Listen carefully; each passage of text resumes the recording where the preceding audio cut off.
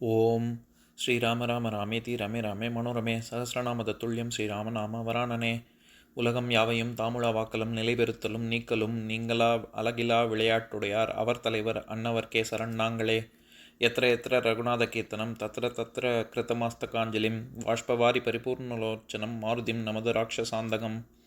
அஞ்சிலே ஒன்று பெற்றான் அஞ்சிலே ஒன்றை தாவி அஞ்சிலே ஒன்று ஆறாக ஆரியர்க்காக ஏகி அஞ்சிலே ஒன்று பெற்ற அணங்கை கண்டு அயலாரூரில் அஞ்சிலே ஒன்றை வைத்தான் அவன் எம்மை அழித்துக் காப்பான். இன்னைக்கு நம்ம கம்பராமாயணத்துல பாலகாண்டத்துல வேள்வி படலத்துல 12வது பாடல் பார்க்க போறோம்.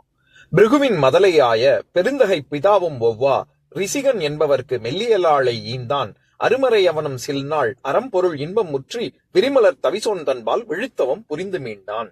இதுதான் பாட்டு. இப்ப பதம் பிரிச்சு பொருள் பார்க்கலாம். பிருகுவின் மதலை ஆய, பிருகு என்பவனுக்கு புத்திரன் ஆனவனும் பெருந்தகை பிதாவும் ஒவ்வா பெருந்தகைமை வாய்ந்த தந்தையும் ஒப்பாகாத தன்மையினுமான ரிசிகன் என்பவர்க்கு, ரிசிகன் என்ற பெயர் கொண்டவனுக்கு மெல்லியலாளை ஈந்தான் மென்மை தன்மையினாளை கௌசிகையை, அதாவது விஸ்வாமித்திரருடைய தமக்கையை மனம் செய்து தந்தான்.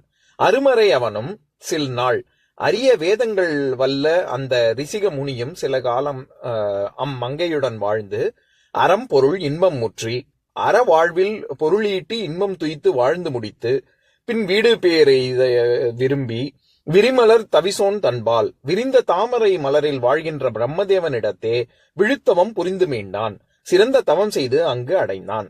இப்ப நம்ம இந்த பாட்டுல இருக்கக்கூடிய நயங்களை பார்க்கலாம்.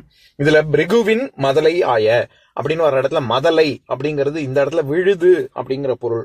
அதாவது விழுது போன்ற மக்களை அவர் புதல்வர்கள் பெற்றெடுத்தான் அப்படின்னு இந்த இடத்துல விழுத குறிக்குது.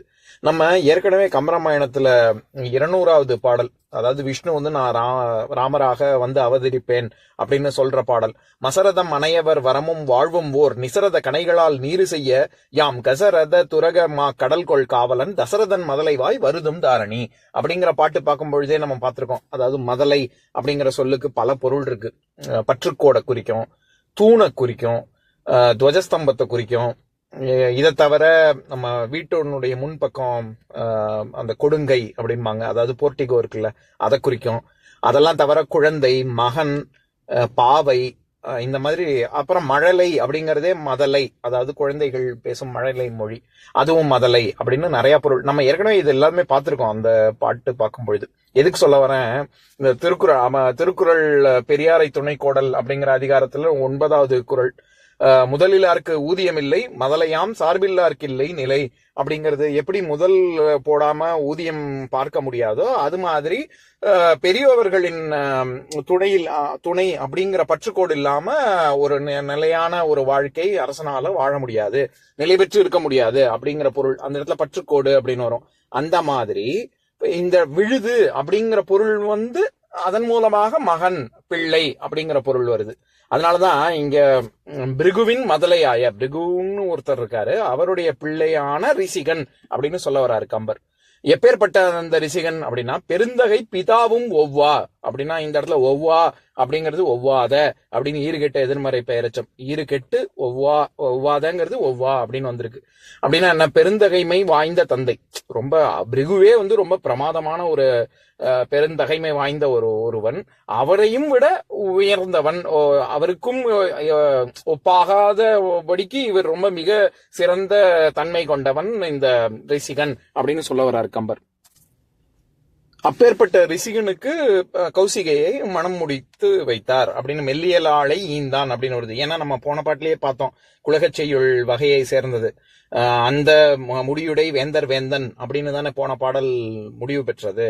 அதை தொடர்ந்து அப்பேற்பட்ட வேந்தர் வேந்தன் பிருகுவின் பிள்ளையான ரிசிகனுக்கு கௌசிகையை மனம் முடித்து வைத்தார். அந்த மனம் முடித்து வைத்து அருமறை அவனும் சில் நாள் அப்படின்னா இந்த இடத்துல சில நாள் அப்படிங்கிறது தான் சில் நாள் அப்படின்னு வருது. அருமறை ரொம்ப வேதங்கள் எல்லாம் வேதங்களுக்கு ஒப்பானவன் அப்படின்னு சொல்றாரு. அதனாலதான் இங்க சொல்லும்பொழுது எப்பேற்பட்ட வாழ்க்கை வாழ்ந்தார்கள் அவர்கள் அப்படின்னா அறம் பொருள் இன்பம் முற்றி, இந்த இடத்துல முற்றி அப்படின்னா முற்று பெற்று எல்லாம் நிறைவான வாழ்க்கை வாழ்ந்தார்கள் அப்படிங்கிறதுக்கு அறம் பொருள் இன்பம் முற்றி அப்புறம் வீட்டு பேரை அடைந்தார் அப்படின்னா விரிமலர் தவிசோன் தன்பால் எங்க சென்றடைந்தார் அப்படின்னா பிரம்மலோகத்துக்கு சென்றார் அப்படின்னு. விரிமலர் தவிசோன் தன்பால், தவிசு அப்படின்னாலே அது இருக்கையை குறிக்கும். அதுவும் நம்ம ஏற்கனவே கம்பராமாயணத்துல 319வது பாடல், நிறைய பாடல் பார்த்திருக்கோம் இந்த தவிசுங்கிற சொல். இதுல ரொம்ப சமீபத்திய பாடல் உதாரணம் 319வது பாடல், அதை படிக்கிறேன் கேளுங்க.